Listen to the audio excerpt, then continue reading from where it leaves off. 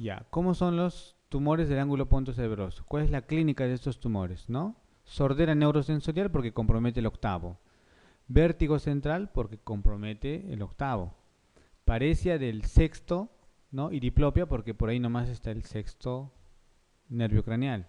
Si es muy grande, podría llegar a comprimir o afectar hasta el quinto, ¿no? Entonces podría tener una neuralgia el quinto. Un espasmo hemifacial porque ahí está el séptimo par craneal. Y puede dar también ataxia cerebrosa, ¿no? Entonces la clínica de los tumores del ángulo pontocerebroso. ¿Y cuáles son los tumores más frecuentes? A la cabeza el neurinoma del acústico, ¿no? Neurinoma del acústico.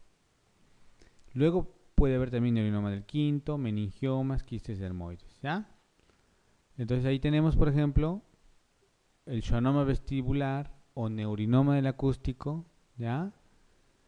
Bilateral, miren, ¿no? En este caso está en los dos lados, ¿no? Bilateral. En este caso ya es parte de la neurofibromatosis tipo 2. Entonces, el tumor más frecuente, la respuesta es la E, neurinoma del acústico. Siguiente, ¿cuál de los tumores del sistema nervioso central puede producir diseminación o metástasis a lo largo del neuroeje? A ver.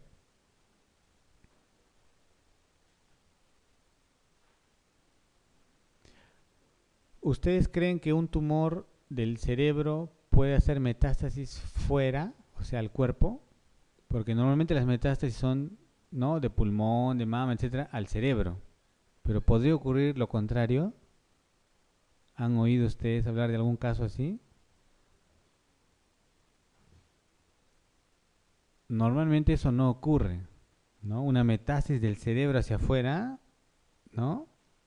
Eso normalmente no ocurre.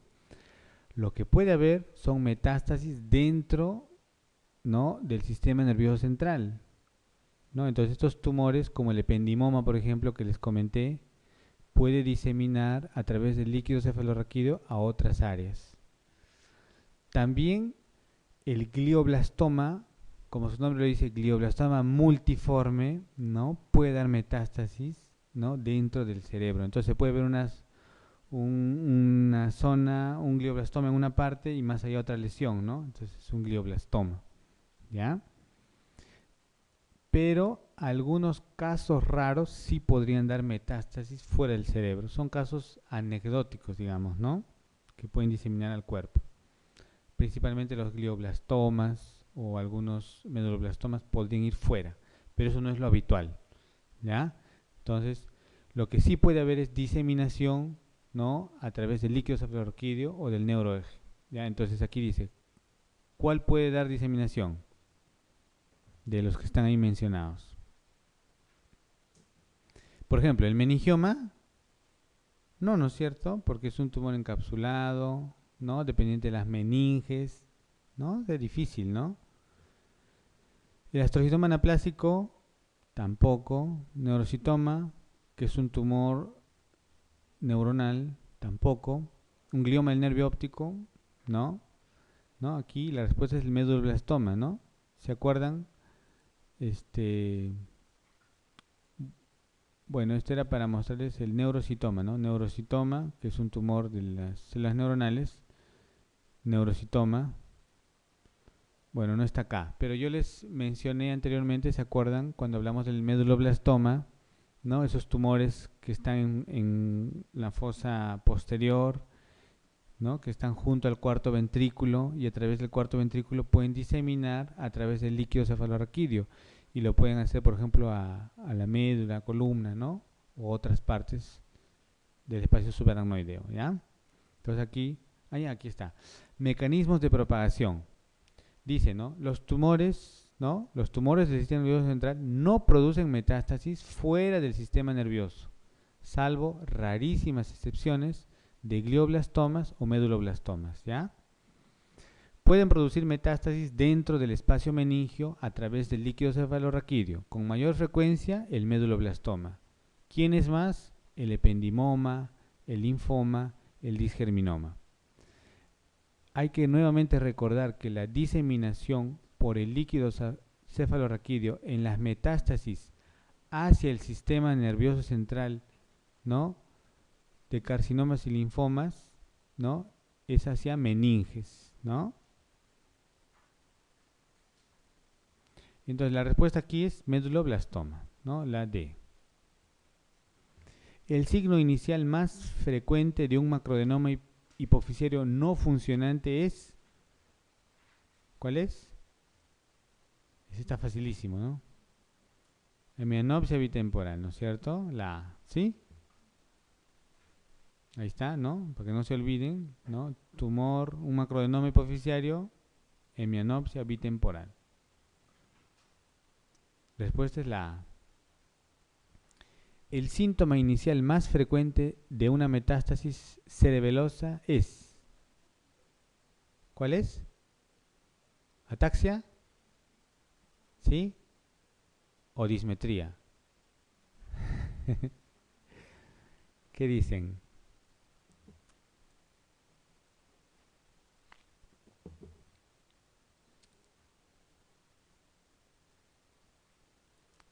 ¿Cuál es la respuesta? Me temo que no es ninguna de esas dos. ¿Cuál es la respuesta? Ya les expliqué. Si es una metástasis cerebelosa, ¿no? Es una lesión de fosa posterior. ¿Y qué va a dar una lesión en fosa posterior? Cefalea. ¿Sí o no? Ese es con truco esta pregunta, ¿no? Por eso les he explicado, ¿no? Cómo es la fisiopatología ¿no? De esa zona, ¿no? La fosa posterior lo más frecuente que va a dar es cefalea. ¿Ya? La respuesta es la A, ¿no? Y les he mostrado varias imágenes de niños, ¿no? De adultos, no se olviden, ¿ah? Ya. El tratamiento más adecuado entre los siguientes para un meningioma es, a ver qué dicen.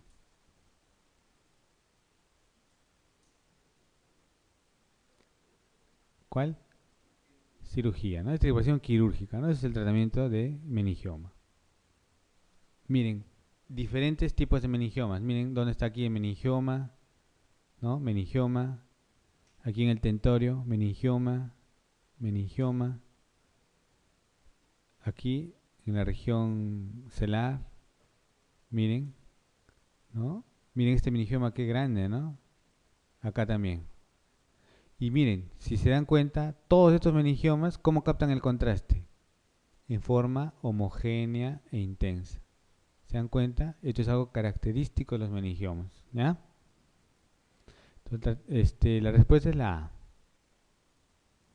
Un paciente de 18 años tiene un tumor intracraneal localizado en la región pineal.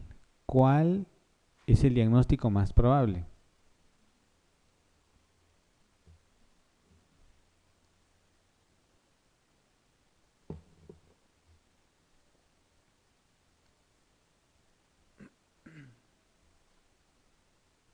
La letra C, ¿sí? O D. Ya, entonces, cuando hablamos de tumores pineales, habíamos dicho hay dos grupos, ¿no es cierto?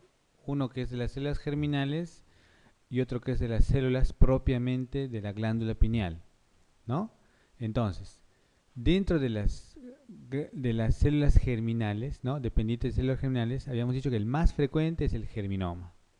En segundo lugar, el teratoma, ¿no? Y de este grupo son la mayoría de tumores de la glándula pineal. Entonces, correcto, ¿no? La respuesta es germinoma. ¿Ya?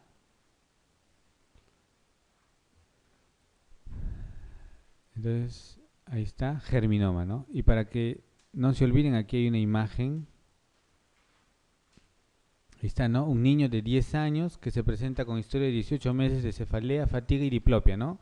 Y ahí está, ¿no? En la región pineal, ahí está el tumor, ¿no? Aquí dice ¿no?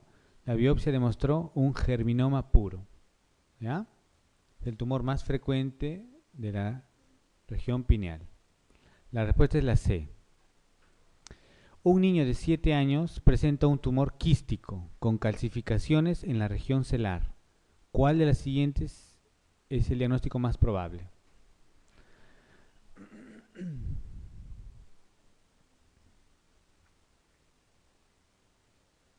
Tumor quístico de la región celular.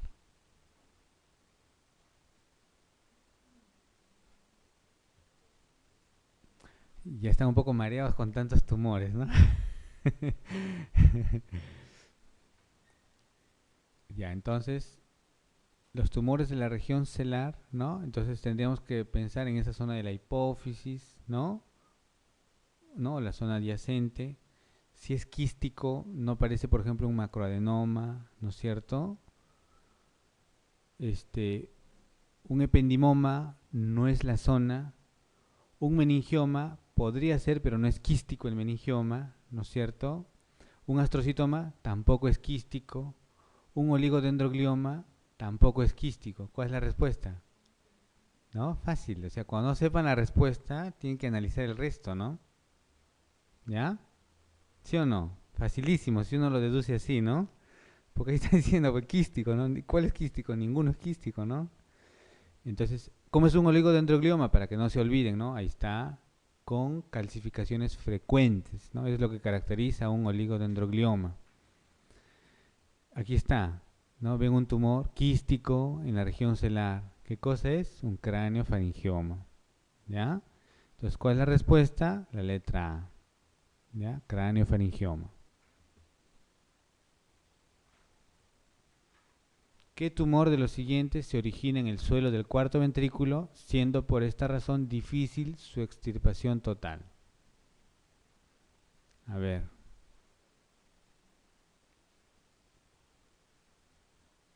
¿Cuál es la respuesta? Igual, ¿no? Si no sabemos, podemos de repente eliminar algunas, ¿no? Fácilmente. ¿Un neurinoma? No, ¿no es cierto? No puede ser un neurinoma así, ¿no? Un oligodendroglioma, acabamos de ver cómo es un oligodendroglioma. Tampoco no corresponde a esa característica, ¿no? Y al menos esas ya están fuera. ¿Qué más? Aquí nos dice que se origina en el suelo del cuarto ventrículo, ¿no? O sea, en la pared del ventrículo, ¿no? ¿Y qué células están rodeando los ventrículos? Las células ependimarias. Entonces, ¿cuál es la respuesta? Ependimoma, ¿no? Fácil, ¿sí?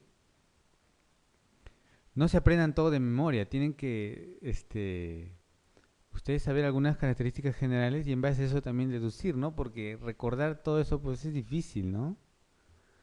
¿Ya? Entonces ahí está, ¿no? Dice un niño de 12 meses que se presenta con una semana de alteración del balance, náusea, vómito, ¿no? Entonces aquí está un ependimoma, ¿ya? La respuesta es la B, un ependimoma. ¿Cuál de los siguientes tumores intracraneales es más prevalente en el adulto?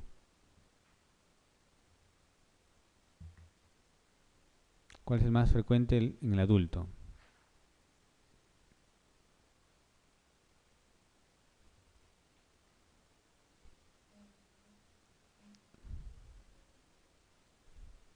Ah, no vale ver, pues. Recuerden, ¿cuál es el más frecuente? Hemos dicho que los tumores más frecuentes son los gliales, ¿no es cierto? Los tumores gliales, ¿no? Son los tumores más frecuentes. Y de todos estos, ¿cuál es un tumor glial? El astrocitoma, ¿no? El resto no es. Ya está. Con eso está la respuesta. Facilísimo. ¿Ya? Entonces, recuerden eso, ¿no? Eso ténganlo bien claro. Los tumores gliales son los más frecuentes. Representan casi la mitad de todos los tumores. ¿Y cuáles son los tumores gliales? Los que dependen de los astrocitos y los oligodendrocitos, o de ambos.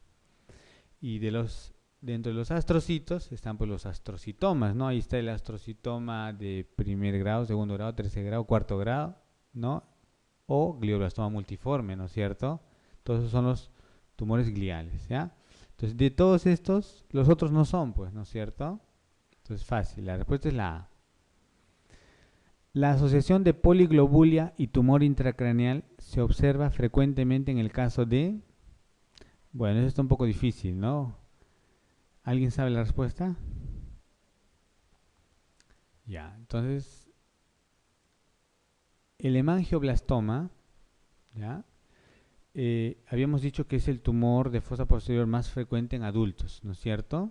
Representa un 70%. Son tumores benignos, ¿no? De grado 1, y habíamos dicho que se asocia a la enfermedad de von Hippel-Lindau entre un 10 a 40% de casos, ¿ya? Estos tumores que ocurren en adultos jóvenes, básicamente entre los 25 a 40 años, es muy raro que ocurra en el anciano o en el niño, ¿ya? Predominan en el sexo masculino, en una relación 2 a 1. Como están en la fosa posterior, ¿no? Fácilmente van a producir obstrucción del líquido cefalorraquídeo, hipertensión intracraniana, hidrocefalia, ¿no? Eso es fácil de deducir, ¿no es cierto? No tienen que aprenderlo de memoria, eso pueden deducirlo. La cefalea es el síntoma más frecuente, ya saben ustedes por qué, ¿no es cierto? Y se puede asociar a vómitos, vértigo, alteración en la marcha. Puede haber edema de papila, ¿no? Puede haber un síndrome cerebeloso, obviamente, o de nervios craneales. Y es característico, ¿no? La presencia de poliglobulia, ¿no? Que aparece entre un 10 a 20% de los pacientes. ¿Y por qué? Porque este tumor secreta eritropoyetina, ¿ya? Entonces, por eso puede haber poliglobulia en este tipo de tumores, ¿ya?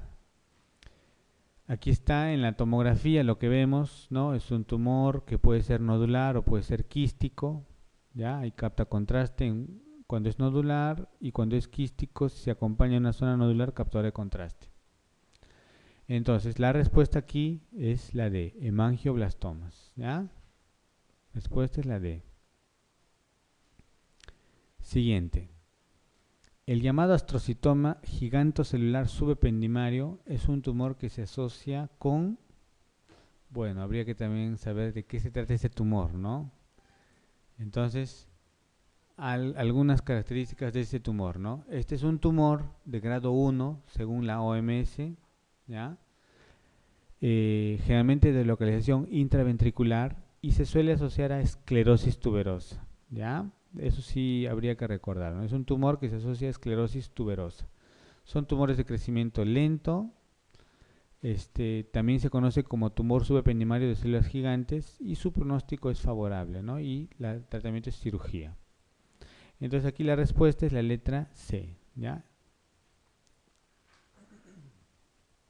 Siguiente. Paciente varón de 75 años, tras la aparición brusca de un síndrome neuropsiquiátrico, una tomografía demuestra la existencia de una metástasis cerebral. ¿Cuál es la localización más probable del tumor primario? Es facilísimo, ¿no? La respuesta, ¿cuál? Pulmón, ¿no es cierto? O sea, broncopulmonar, ¿no? La respuesta es la D. Muy bien. Ahora vamos a ver lo que son traumatismos craneales. Bueno, cuando hablamos de traumatismo craneoencefálico o encefalocraneano, ¿no? El TEC. Cuando hay evidencia o sospecha de daño encefálico, ¿no? Causado por una agresión mecánica. No todo golpe es un TEC, ¿no es cierto? Saben eso, ¿no? Puede ser simplemente un trauma craneal, ¿no? Pero no necesariamente un TEC. Un TEC implica un compromiso del encéfalo, ¿no? El TEC, pues, es toda lesión encefálica de origen traumático, ¿no? Por un trauma, se supone. ¿Cuáles son los mecanismos de lesión? Hay un mecanismo directo, que es el hecho, pues, del golpe, de la colisión, ¿no? De la cabeza contra el objeto. Y hay un mecanismo indirecto, ¿no? Por la inercia, ¿no? El cerebro se mueve, pues, ¿no? Primero hacia la zona del golpe, y luego hace un movimiento de oposición, ¿no? El contragolpe, ¿no? Entonces, por la inercia y por la hiperpresión transmitida por los vasos, ¿no? Esos son los mecanismos de lesión en el TEC. Entonces, cuando hablamos de trauma craneal, puede ser abierto o cerrado. ¿Cuándo decimos que es abierto? A ver, yo pregunto. Un paciente que llega a la emergencia, ¿no? Que de repente se cayó o le tiraron una piedra, etcétera, viene sangrando, ¿no? De repente se desmayó en ese momento, bueno, lo traen, ¿no? Ahí a la emergencia. ¿Es un trauma craneal abierto o cerrado? ¿Mm? ¿Qué creen?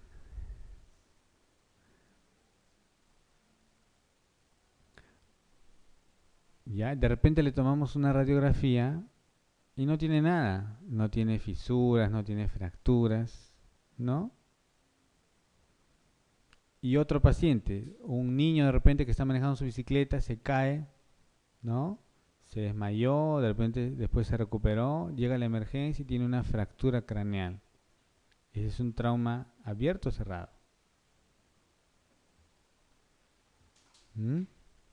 ¿Qué dicen? Ya, ¿cuándo es cerrado? ¿O cuándo es abierto? ¿Cuál es la definición? ¿Saben? Abierto. ¿Cuándo?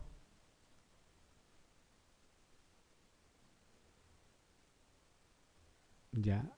Les he puesto esos ejemplos para que no se olviden, ¿no? Abierto no es el hecho que esté sangrando. Abierto es cuando hay lesión de la dura madre. ¿Ya? Y cerrado cuando no hay, pues, ¿no? Cuando no hay lesión de la dura madre. ¿Ya? Entonces, puede que esté sangrando y puede que no tenga nada, ¿no? No tenga fracturas, ¿no? Obviamente no va a haber lesión de dura, etcétera. Y ese es un trauma cerrado. Pero pueda que el paciente no esté sangrando y tiene una fractura, de repente tiene un hundimiento y hay lesión de dura madre. Eso es un trauma abierto. ¿Está bien? Ya. Luego, otro parámetro es la severidad, ¿no? Puede haber un TEC leve, moderado, severo. Eso más o menos lo conocemos, ¿no es cierto? ¿Cuándo decimos que es leve?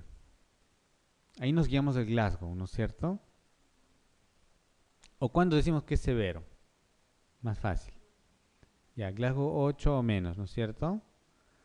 Moderado,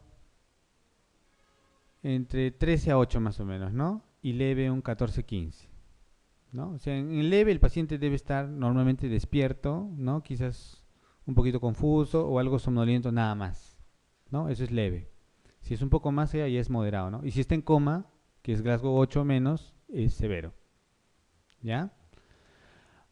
Ahora, si el paciente se desmaya, si pierde la conciencia, ¿no? Si es menos de 24 horas, en general tiene un buen pronóstico, ¿ya? Aquí tienen, por ejemplo, miren, una fractura, ¿no? Esta es una ventana ósea y aquí vemos un sangrado, ¿no? Es un hematoma subdural o epidural.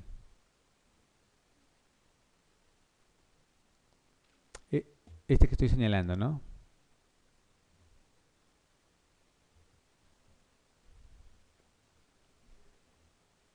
Epidural. ¿Por qué? ¿Por qué? Ya, por la forma, ¿no es cierto? Está bien. El epidural es así, biconvexo.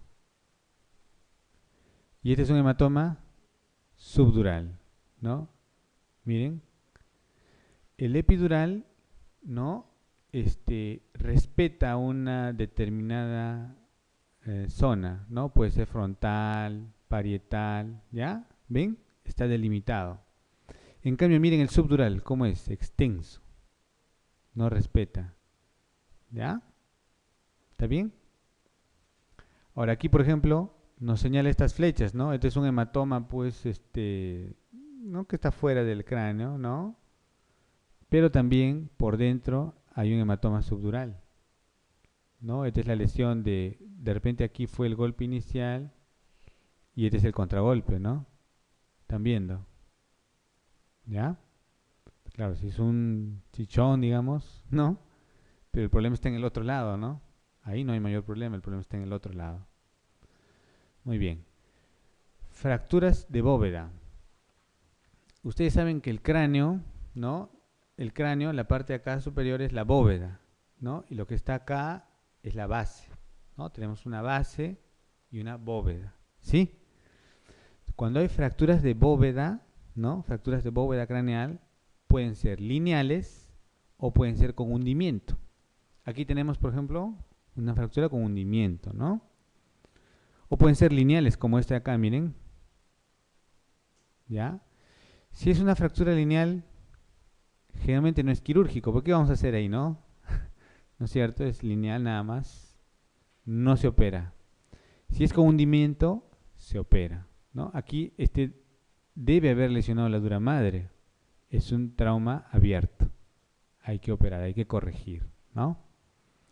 Y cuando es fractura de base de cráneo, ¿no? De esta parte inferior, normalmente no es quirúrgico, ¿ya?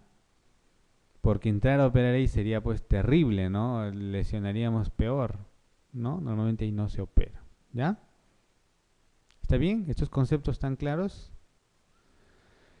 Hay otro término que se llama concusión, ¿no? ¿Qué es la concusión, no? Es cuando un paciente sufre un TEC y se desmaya, ¿no? Pierde la conciencia durante un momento. Esa es concusión, ¿ya?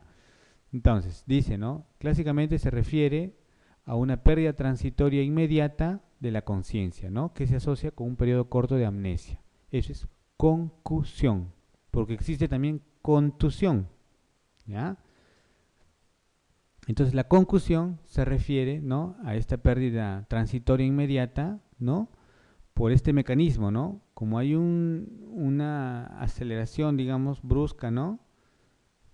Y luego una desaceleración, el cerebro pues va para adelante y luego para atrás, ¿no? Dependiendo, ¿no? Dónde haya sido el golpe, ¿no? Y esta fuerza que genera ese movimiento, ¿no? Se concentra, digamos, en esta parte del tálamo, en esta parte superior del tronco, que tiene que ver con nuestro mecanismo de estar alertas, ¿no? Con la zona reticular ascendente, ¿no?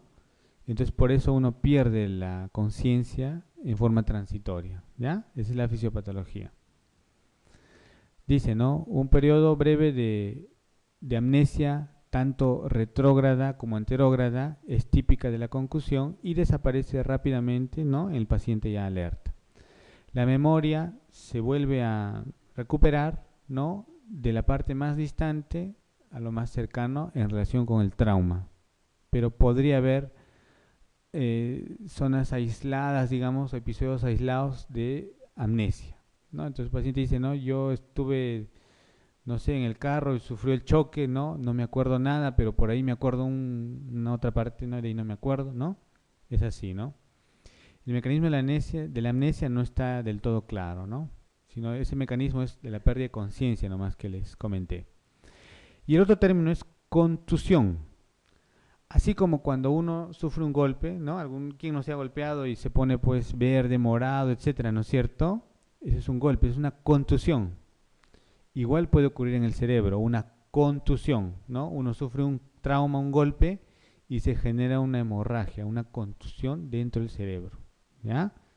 Entonces, dice, ¿no? La contusión consiste de grados variables de hemorragia petequial, edema y destrucción tisular. Eso es la contusión, ¿ya? Entonces, aquí tenemos una imagen, miren estas zonas, ¿no? Hiperdensas, ¿no? Esa es una zona de contusión, ¿ya? Una contusión. Y existe otro término que es la injuria axonal difusa traumática, ¿no?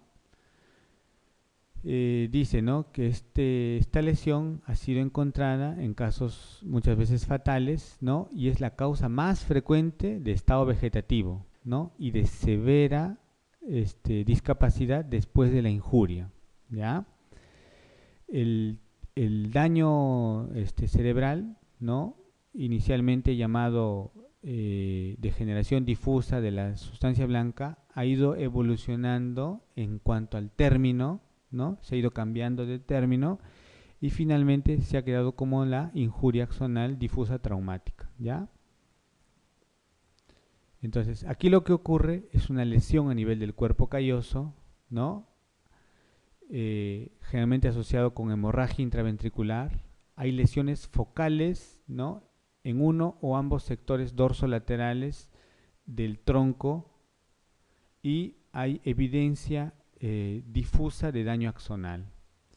Entonces aquí en una imagen, ¿no? Vemos estas lesiones, ven aquí unas pequeñas lesiones hemorrágicas, ¿ya? En relación a injuria axonal, ¿ya?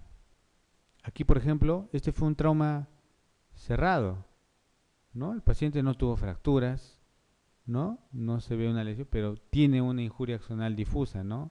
Y su pronóstico es terrible, pues, ¿no? Es de repente hasta peor que un hematoma epidural o subdural, ¿no? A largo plazo, ¿no? Bien, ahora vamos a ver los hematomas subdurales y epidurales. Este es un hematoma subdural, ¿no es cierto?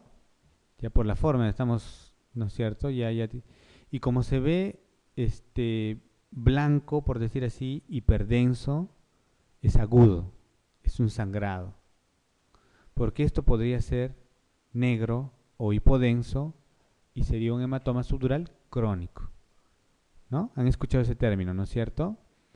Por ejemplo, cuando una persona mayor, ¿no? 70 años o más, de repente se cae, de repente el golpe no ha sido muy fuerte, ¿no? Se golpea la cabeza, de repente ni se desmaya, obviamente de repente tiene mareos, cefalea, etcétera. Pasa un mes o 2 meses y de repente tiene falta de fuerza o está confuso, etcétera. Se le hace una tomografía y se encuentra esta lesión, pero negra, ¿no? Un hematoma subdural crónico, ¿no? Ustedes habrán visto casos así, ¿no? Hematoma subdural crónico, ¿no? Entonces, a veces con traumas menores, por esa fragilidad, ¿no? Capilar de las personas mayores, se puede ir formando un hematoma lentamente, ¿no? Y va a llevar a un hematoma subdural crónico. Muy bien. Aquí, otro, ¿no? Un hematoma subdural agudo, porque se ve blanco, hiperdenso. Miren cómo genera una desviación de línea media. Aquí también creo, ¿no? Se veía, perdón. Aquí también miren cómo desplaza la línea media, ¿no? Obviamente quizás este paciente esté pues en estupor o en coma, ¿no? Porque hay una hipertensión endocrinal, está desplazando la línea media, ¿no? Igual acá, está desplazando, está comprimiendo el ventrículo, ¿ya? Este es un hematoma epidural, ¿no? Fácil, ¿no? Generalmente los hematomas epidurales se relacionan a fractura craneal, ¿no? Es muy frecuente que se encuentren asociados, ¿ya? Aquí dice, por ejemplo, ¿no? ¿No? La dura está firmemente adherida, ¿no? Es por eso que produce esta forma característica, ¿no? Y los hematomas epidurales usualmente, ¿no? Son causados por ruptura de la arteria meningia media, ¿no? Entonces va sangrando y se va acumulando pues la sangre ahí, ¿no? Hematoma epidural, ¿no es cierto? Fácil, ¿no? Miren qué gran desplazamiento de la línea media está produciendo, ¿no? Ya no hay ventrículo de este lado. Aquí, contusión, contusión temporal, ¿no? Contusión, ¿ya? Y ya está generando una compresión, una herniación a nivel del uncus. Aquí hay varias cosas, ¿no? Miren, este es un hematoma subdural crónico. Así se ve el crónico porque está negro. Y aquí también era crónico, pero hay áreas hiperdensas, o sea, un sangrado, ¿no? ¿No? Entonces, es un hematoma que probablemente ha tenido un sangrado reciente, ¿no? Ya, y en el TEC, ¿no? Algo importante es la escala de Glasgow, ¿no? Para poder nosotros catalogar cuál es su severidad. Ustedes saben que la escala de Glasgow ha sido inventada para que lo maneje el personal no médico, ¿no? El personal técnico, enfermeras, para que haga una valoración rápida de un paciente neurológico generalmente asociado a trauma, ¿no? Y se pueda correlacionar cómo va este paciente, ¿no? Porque viene un paciente traumatizado, llega con un Glasgow de 13, pasan 2, 3 horas y está en 11, pasan 4 horas más y está en 8, ¿no? Algo está pasando ahí, ¿no? ¿No es cierto? Entonces permite monitorizar ¿no? O tener una idea de cómo va el paciente, ¿no? Entonces, se compone de tres partes, como ustedes saben, ¿no? La apertura ocular, la respuesta motora y la respuesta verbal, ¿ya? Entonces, la respuesta ocular, si el paciente está con los ojos abiertos espontáneamente, es 4. Si es al llamado o despierta al llamado, es 3. Si es al dolor, es 2. Y si no abre los ojos, es 1. En la respuesta motora, ¿no? Si obedece, ¿no? Es 6. Si localiza el dolor, si usted le hace un estímulo doloroso y localiza el dolor, eso es 5. Si retira el dolor, ¿no? Si retira el dolor, 4. Si tiene una flexión anormal, o sea, ¿esta es una descerebración o decorticación? La flexión anormal, decorticación, ¿no es cierto? Y la extensión anormal, descerebración, ¿no? Y si no responde, pues es este 1, ¿no es cierto? Si no hay ninguna respuesta. Y la respuesta verbal, si está orientado, es 5, si está confuso, es 4, si hace palabras inapropiadas, es 3, si hace sonidos incomprensibles, 2, y si no habla, 1. Entonces, en base a eso, se hace la escala de Glasgow, ¿no es cierto? Muy bien.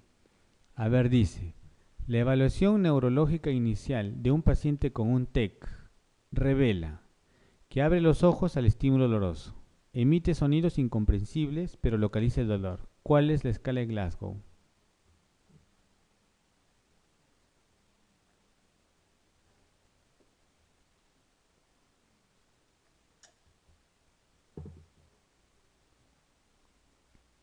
¿Cuál? ¿9? Sí, ¿no es cierto? Abre los ojos al estímulo doloroso. ¿Cuánto es? 2. Emite sonidos incomprensibles. 2 también, ¿no es cierto? Sonidos incomprensibles. Localiza el dolor. 5, ¿no? 9. ¿Está bien? Entonces, ahí está nuevamente la escala de Glasgow en español. 9, ¿no es cierto? La respuesta es la D. Eso tienen que saber porque eso les pueden preguntar en el examen, ¿ya? Escala de Glasgow. Les pueden poner un caso y decir cuál es la escala, ¿no?